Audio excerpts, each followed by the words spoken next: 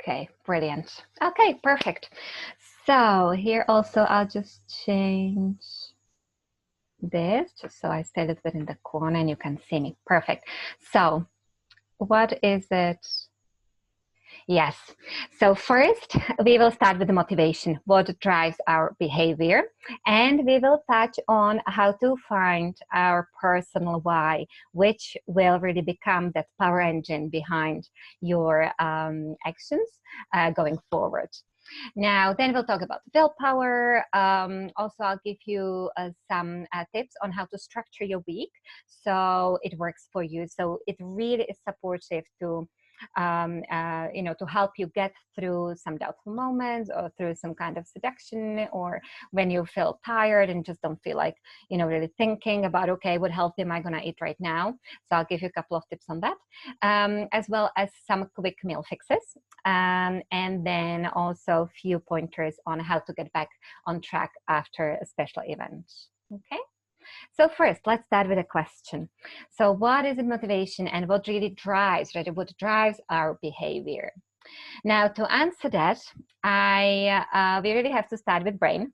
And I have here a very simplistic, map of the human brain divided into three main areas. Obviously, brain is much more complicated than that, but for our purposes of the motivation and behavior in relation to food is more than enough. So when we look at our brain from the evolutionary standpoint, okay, the oldest part of the brain, which has been with us for the longest, is the mammalian or reptilian brain.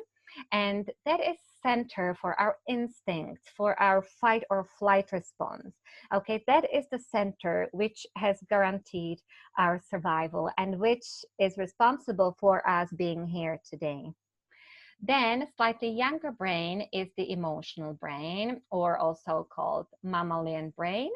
And that's exactly really what's there. What is there is mainly feelings and emotions. So that is slightly older than the primitive brain.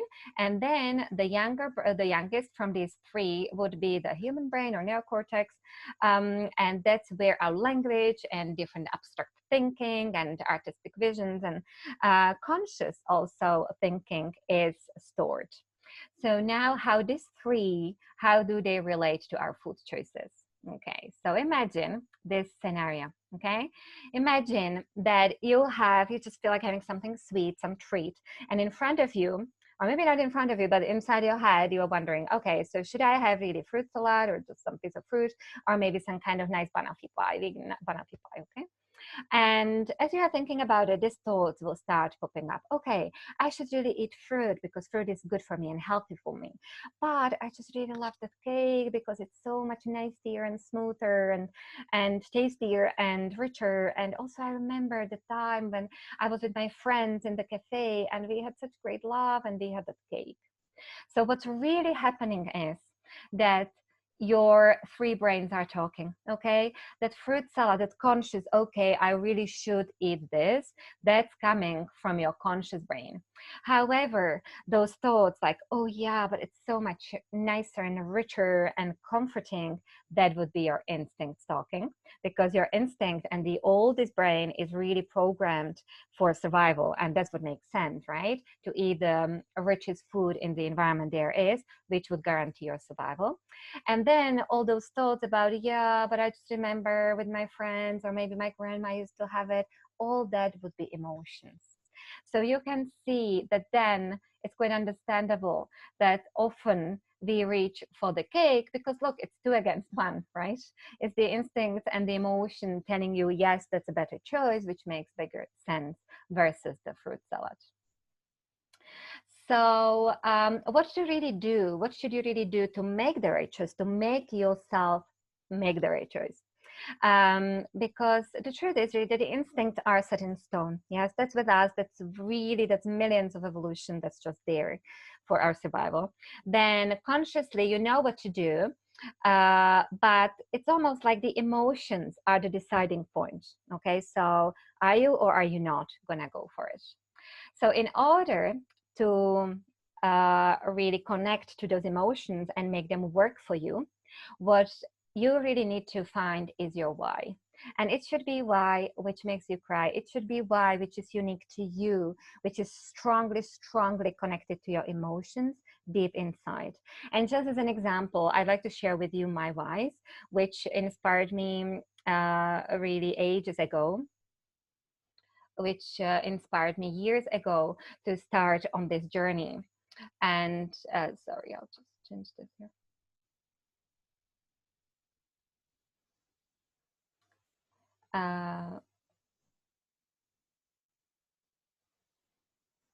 Okay. Okay. So yeah, which inspired myself on the journey. So the first why, which I really want to share with you, is that when I trained as a nurse, early in our training, they sent us to the hospital, okay, just to be exposed to the actual environment. And I was in my early 20s, and the first patient I was taking care of was a lady who was diagnosed with a rectum cancer, actually. And she was just after surgery, and I entered her room, and I just was so unprepared for the amount of feelings and the emotions, her emotions as well as mine. And it shook me so deeply that eventually I went home and I cried, I remember. But it shook me so deeply that it made me realize and realize really the importance of our health. And it kind of was that starting point for me where I said, okay, I really want to find out how I can protect my health, how I can minimize chance of disease like that happening to myself, but then also to others. So, and that really was the starting point and the power engine for me. And the reason for that was because it was emotional, okay? Then second why is quite different. It's very personal to me because it was around the same time when I moved out of my parents' house and I went to big city. I went to Prague, and there I was exposed to various food choices which I would never had before. And what happened to me was that I just fell into essentially sweet food kind of addiction. Okay, I was able to eat for weeks just cakes and pastries and chocolates without any other food. I was able to spend all my monthly money, which I got for my rent and for whatever my living in Prague, on actually all this rubbish. And because this went on for a very long time, it actually went on for almost a decade in various degrees. It was a very, very strong experience for me. And again, I was battling with it. I was trying to get out of that addiction essentially, but I just struggled big time. And because it was such a strong emotional experience for me, again, it stuck with me up until today. And then the third why, it was when we decided to set up a family. And I just really wanted our boys to, well, our children back then, to have the best possible start. So there was also enough compelling why for me to do everything I could to actually nourish myself well and to find kind of the path where I would be stabilized with my eating and yeah, my eating behavior. Yeah. So now, what does that mean in relation to yourself? Okay, so when it comes to finding your why, how can you find your why? So first of all, it really, really needs to be important for you. Okay, it really needs to mean something just to yourself. So whether it's something from your past experience, some aspiration, some dream, something you maybe are afraid of, whatever really resonates with you, that's what it should be. So first, in order to find it, you really should try to connect to yourself. So if you could get out where, or if you could find a place or an environment where you could be all by yourself, where you could tune in a little bit and, you know, you just could kind of shut the world around down, it would be good. So whether it is walking in a park, driving to the woods, or just, you know, going to the beach, whatever and wherever you feel you can connect to yourself, that would be great. And then just ask yourself in third person, because that way your brain is processing kind of is more inclined to find the answer. Okay, so ask yourself, okay, so why do you want, for example, to be healthy, cut out sugar? Why do you want to stop eating processed foods? Again, whatever that goal for yourself is, just ask why. and then write about it. Now, there's like a magic what happens, and I wouldn't believe it until I tried it myself. When you actually put pen to paper and write down why you want to do what you want to do, because that really, it's almost like you're engaging more senses, so it connects deeper with you. Okay. Now, when it comes to, again, how to do it, like more tips. So what you can do is, you don't necessarily need to have a journal, but you can maybe make it fun and interesting for yourself. And you can go maybe to a stationery shop and just pick a lovely card and write into that card. Again, write your question. So why do you want to, do XYZ? And then list the reasons why, and keep asking, because it's almost like we get to the core reason once the brain gets tired. So I don't know, you can say, okay, I want to cut out processed foods. Why? Because I want to be healthy. Well, okay, why? Because I don't want to end up maybe like my grandmother, for example, having diabetes and injecting insulin. Why? Because I am afraid of needles, or, whatever. Just keep going until you are just so exhausted that finally the true why comes to you. Another idea is also creating a vision board. And these are 2 vision boards, which I just grabbed off the internet, but I think it's a really lovely idea. And you can just even take like a blank sheet of paper and start filling it up with, for example, photos of you from the past when you were maybe happy, and maybe, I don't know, maybe, for example, you'd like to lose weight. So maybe you were in the shape which you really liked. So, and you'd like to get to the same shape. So maybe put that photo there. Or your motivation and your why, part of your why could be your children.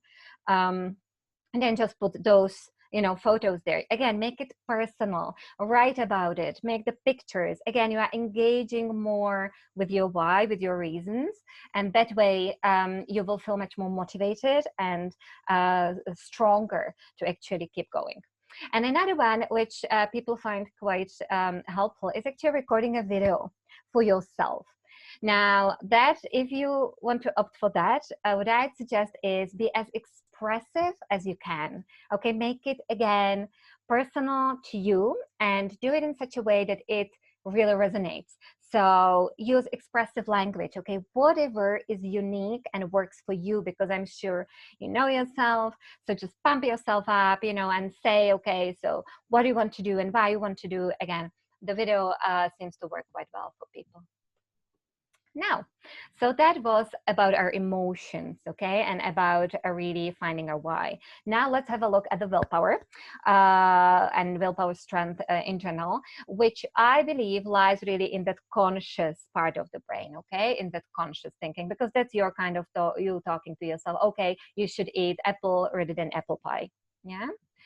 So in order to talk about that, let's have a look at this study, which, even though it's been done in 1998 by a psychologist, Roy Baumeister, it's been still referred to by clinicians today because it was quite significant in the field of psychology.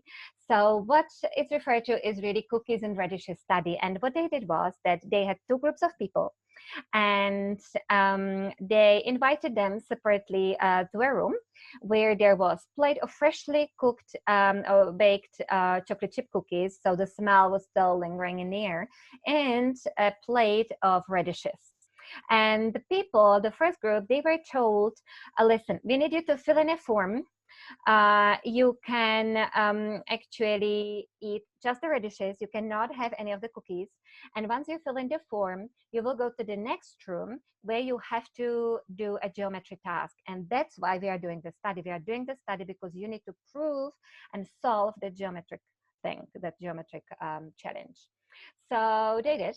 And the second group, they were told that they could have cookies. The radishes are just like a decoration. After they fill in the form, they will go to the next room. And again, because the aim of the study is really to solve the geometric task, they need to do as much kind of work on it as possible.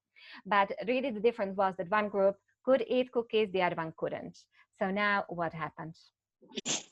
So what happened was that the group which couldn't eat the cookies, they managed to stay with the geometry task only 8 minutes.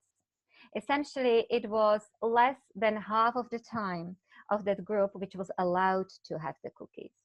And what it really showed was that willpower is a very limited resource.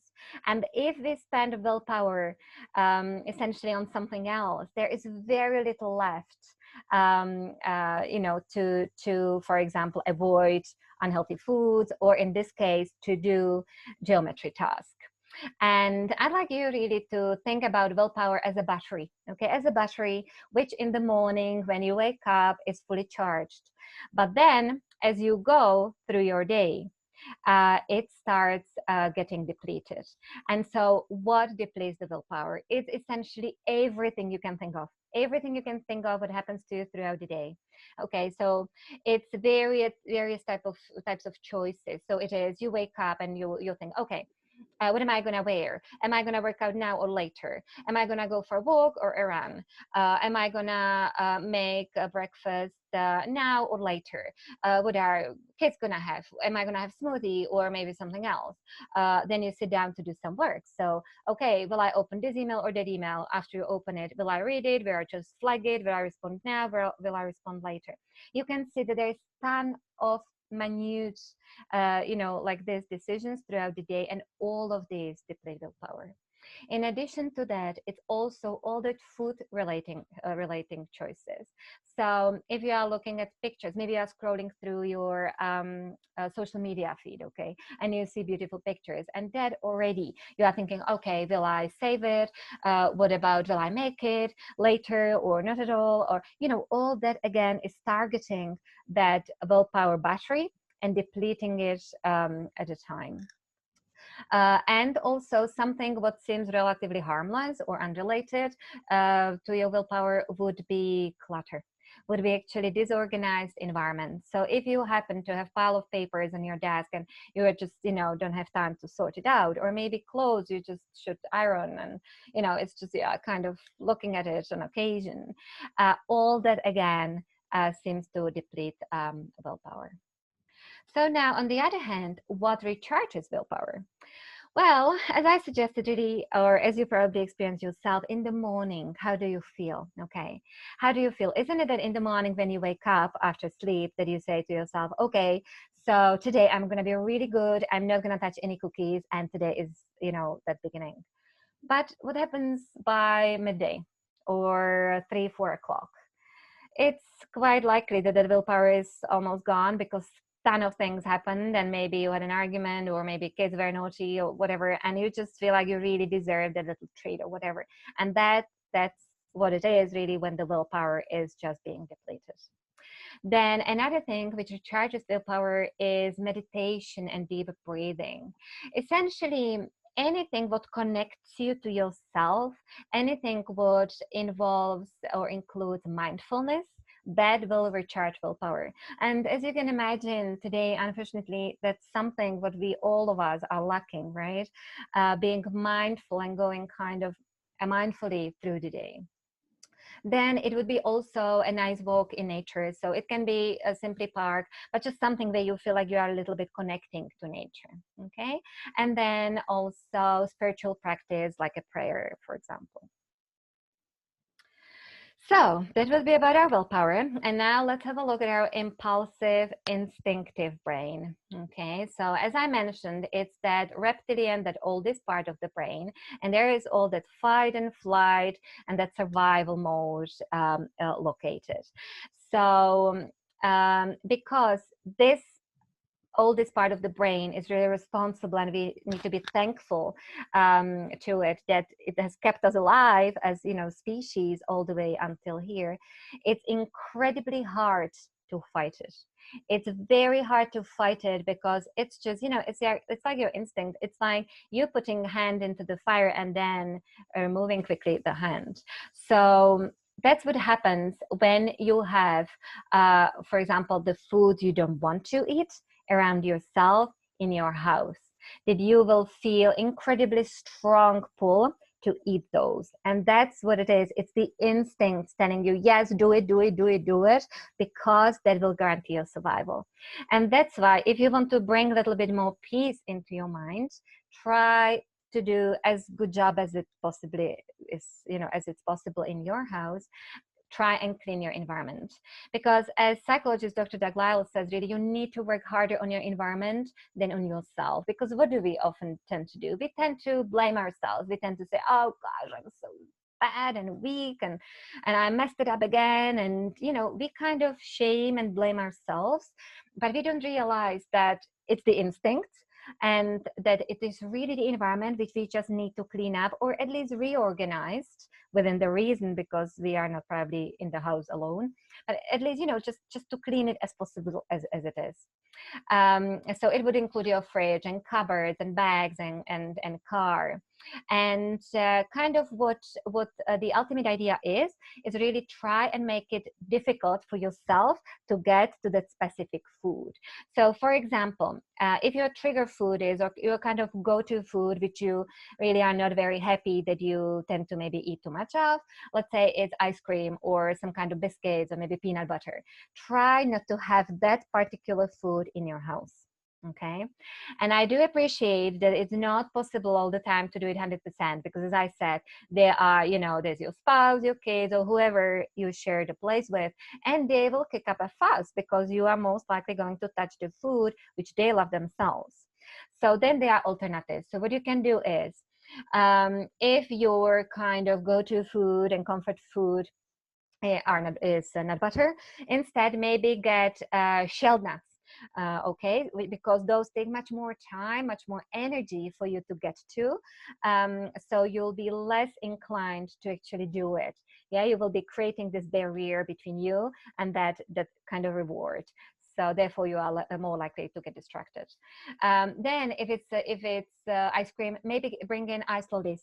Okay, they at least kind of do a little bit of job of a little bit of comfort, but at least they shouldn't be, there shouldn't be so much fat in it, and also there shouldn't be so much sugar in it, and again there wouldn't be dairy. If it's chocolate, then maybe get rid of the chocolate and just have cocoa powder, and you can make different types of treats from cocoa powder. I don't know, you can make this kind of type of cookies. You can actually find a recipe on my website where you use oats and cocoa nibs, and they really nicely satisfy that craving for something kind of sweet. Yeah, those cookies would also work, for example, if store-bought cookies are your go-to, or if it's something savory and maybe you just reach for frozen pizza.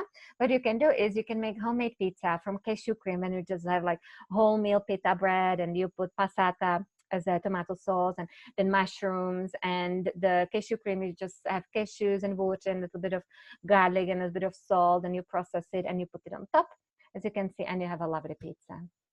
Okay, so these are a couple of suggestions like that. So really, if we should summarize how to stay on track, what is really important is knowing your why, okay? Because then what you are doing is you are relying on your why power rather than your willpower. Okay, so make it personal, make it emotional. Ideally, if you cry over it when you are digging deep, that's it. Yeah, then you know you found your why, which will be meaningful and really strong for you. Then try and clean up your environment to make it easier for yourself to kind of fight your instincts. And then try to get really good night's sleep. And ideally, if you could, implement some meditation. And it doesn't need to be complicated. It can be 2 minutes, can be 5 minutes, even just focusing on your breath. Then what you are doing is you are recharging that willpower battery. Okay. Now, this is just kind of a quote which I really like. No matter what people think of you, always keep singing your own song. And the reason why I put it here is that please don't give up on yourself and on your dream and on your why you want to keep eating healthy, or maybe, you know, improve your diet, because you matter. And you see, often under the pressures of the environment around and our friends and family, we tend to put ourselves on the second kind of on the longer finger, and we just don't pursue what we really deserve. But as much as we love them and, you know, appreciate them, we do deserve to follow our own dream, and we do deserve to feel healthy and energized, and we just deserve to have our own goals. Okay, so now let's go practical. Let's get practical in relation to how to make it easier for yourself. So what I really recommend is planning your week. And it doesn't, again, it does not need to be complicated, okay? At least until you create the habit, until you maybe get over that period when you have been maybe struggling to keep the motivation going. Actually having a plan in place, which you write down always maybe at the weekend for the week ahead, it really helps. And you can either use something like this. You can actually find it on my website under blog and batch cooking. It's there. But again, you can even have a blank sheet of paper and just, you know, write your weekdays. And maybe on Saturday or Sunday, when you have a little bit more time, all you need to do is even only like 3 days. Just like map out 3 days, like 3 main meals, and maybe a soup or some kind of dip in there. Just write it there. And then again, at the weekend, maybe dedicate 1 hour to do a little bit of batch cooking. So make 1 meal, which you maybe freeze for the week, and then 1 meal, which you will have maybe on Monday or so. And maybe you can make a soup, something like that, okay? And I guarantee you that already just knowing that there are 3 meals set in stone, which you have planned for, it will be on your fridge, so you see it. It just cut out that decision making. It will spare your willpower for the moments maybe when you really need it, okay? So this is one tool. Then another tool would be, I don't know whether you have maybe yourself or you have tried or heard of a pressure cooker. Absolutely fabulous. It's first thing we got when we turned really plant-based 8 years ago as a family. Fabulous, because stew, chili, curry is made in like under 10 minutes in it. You don't need to watch it. You press button, leave, go for a walk, meal is ready. Soups you can make beautifully, whatever, rice, beans, fabulous, fabulous help. Then steamers, and actually what I always recommend is to people, do have big boxes like this, for example, which you can fill up with, you know, already steamed vegetables and cooked starch. So whether it is rice or the potatoes, and have them in the fridge. Because if they are in the fridge and they are ideally in your eye level, and you open the fridge, that's what you will end up eating. And especially if you, again, don't maybe feel like cooking, that's all you need. You just need maybe some sweet potatoes or some rice and steamed vegetables, and maybe you need some hummus or leftover soup. You have that over it as a sauce. Maybe you add some beans from a tin, and voila, you have a meal, and you don't need to cook anything, and it's just there. So it really helps speed up kind of the process. Then also tinned beans, okay? You don't need to necessarily cook beans from scratch.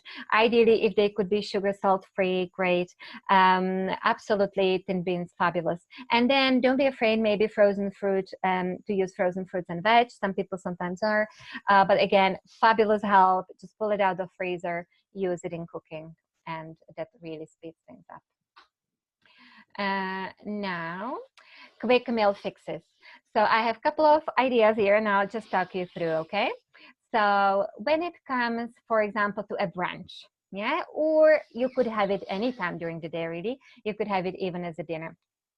So if you have beans from a tin, you use chickpea, you use cannellini beans, whatever you like, can be any beans, and you can make this kind of stir fry, okay? So all you need, onions, you can fry them on a bit of water, then you add chopped tomatoes, you add the beans, spices of your choice, done and dusted. You have a very filling meal. You can serve it with the already cooked potatoes from the fridge, done in 5 minutes, okay? Add some fresh herbs. Another one, another idea, again, tinned beans, okay, and maybe some frozen corn and some fresh peppers. You combine maybe 2 different types of beans together, add chopped fresh pepper, maybe fresh cherry tomatoes, maybe spring onions, mix it all up, and flavor it with balsamic or lemon juice. That is sometimes all you really need to call it a meal, okay? Or here, this is what I mentioned before, that you know, if you have your made potatoes and the tinned chickpea here, and for example, the veggies, then you just put some sauce over it. And then what works really well is the hummus. And today you can get so many different varieties. Or chickpea from a tin. You smash the chickpea together with a little bit of avocado, cherry tomatoes, spring onions, pepper, a little bit of salt, done and dusted. Gorgeous meal. Or here, this is like an Asian bowl, which I had. And what this is, again, leftover, I think it was either rice or millet, leftover grain. Then I had leftover soup. And I had just plain ordinary tofu. So I just put it in a dry frying pan. And then put everything together, some nuts on top, delicious filling meal. Or our favorite in our family, this is a little sushi kind of wrap. And all you need for that are nori seaweed sheets. You put the hummus on top, and then a little bit of brown rice in the middle, leftover, spring onions, chopped up avocado on top, wrap it up, and you match it with some vegetables, and you have an incredibly, quick lunch. Okay, so so just on this, I can share all these ideas with you. Then afterwards, if you email me, I can send you these ideas, these recipes. Okay, so then how to assemble a meal. Now again, doesn't need to be anything complicated at all. All you need is decide on what beans you want, what vegetables you want, and what spice you want, and that's it. And to simplify it even more, what really helps is actually having a list of 5 meals, which are quick runners, favorite runners in your family, and have them ready. Have them ready on a piece of paper. I find that actually much more useful and helpful than having it on the phone, because the phone, until you find it and scroll and this, it just kind of is always in the way. So if you could write down 5 meals, I don't know, doesn't need to be complicated. Again, you just put curried lentils, you put only ingredients, that's it. Sure, you can, figure out how to put it together. And if you put 5 meals like that, put it inside a book which you have on the counter next to your stove. When you get tired, rather than deciding, or maybe you haven't planned for the day or whatever, you just open the book, you see it. Okay, I more or less have all of it, so let's make it. Okay, it really can help. Okay, and now let's just talk a little bit about how to get back on track after a special event. So the truth is really the special events will be here always with us, and it's great because, it's opportunity to connect with others and celebrate and all that. But they can be challenging and they can backfire, especially because sometimes it may take us quite a while to get back on track. So first, already before the actual event, so maybe before the Christmas dinner, for example, I'd love you to revisit your why again. I know I have been talking about it a lot through now in the past hour, but it really is so important. So just again, revisit your why, read through, reconnect, watch your video which you recorded for yourself, okay? Then already plan, okay, so how quickly and how most efficiently can you clean up that environment after the event is over? So when the Christmas dinner is over, can you send all the food away? Can you put it into containers that you cannot see through them? Can you place it at the back of the fridge so it's not the first thing which hits your eyes when you open it? Put forward your starch, your nourishing foods, your vegetables, things which you actually can nicely eat and you really need to eat in order to get out of that pleasure kind of seeking and stimulating experience. Then set up and create kind of like a non-negotiable routine for at least 3 to 4 days. That's how, on average, it takes people to get out of that, again, vulnerable, maybe a little bit period, when you really feel like, maybe you had at Christmas, you had your mince pie or whatever, the Christmas cake, and it's just there in the memory and all that. So that will be really incredibly strong for about 3 to 4 days, but then it will start to fade away. And you can even pay attention to this, in your future, that's kind of that cycle you may go through, that you manage to get yourself out of some kind of craving, but third food day comes and you feel already quite, much more settled and kind of level-headed. And part of the non-negotiable routine should be definitely exercise. Now, it does not need to be severe exercise. Please don't have attitude towards exercise that, okay, I want to make up for whatever I did or ate. No, try to change it. And exercise is there really for your head. Okay, is there for your head to calm you down, to settle you down, that you also feel you did something good for your body. It will obviously have other benefits, like it will help you balance blood sugar better, and it will help you basically with breaking that cycle maybe of sugar craving or something. Then part of that routine should be definitely greens. So whether it's like a really heavy green smoothie, so spinach and kale and maybe chard if you can get, okay, or if it's a salad, but a large bowl of salad, and every day that should be there, because the greens, they will help you to get back on track. And the third, definitely there should be healthy starchy meal. So there should be your, I don't know, brown rice and lentil chili, or there should be, I don't know, potatoes and bean burger, again, with the vegetables, something like that, hearty, because that you need to satisfy yourself. Because if you have no hunger and you are satisfied, again, it's much, much easier to handle any sort of temptation, but also to break the cycle of that sweet, seductive memory and kind of get back on track. Okay? So to sum it up, I'd really like you to think about yourself, okay? Make yourself a priority. Then turn inwards, turn inside of you and find that why which makes you cry, and create environment which will support your goals. So that's really kind of to sum up what we have spoken about. Now, if you are looking for any more support or any more kind of information, you can find me at planthappygirl.com. And there are loads of different resources. So you can find that planning sheet for that week there in the blog on the batch cooking. You can find a couple of smoothie recipes there straight on the first page if you just scroll down a little bit. So there is a lot of different resources. You can find sugar kind of switch sheet, how to, get sugar out of your diet when you are cooking. So there are loads of different things you can have a look at there. And you can also find me on Instagram or Facebook. Yes, and that's it. Thank you so much.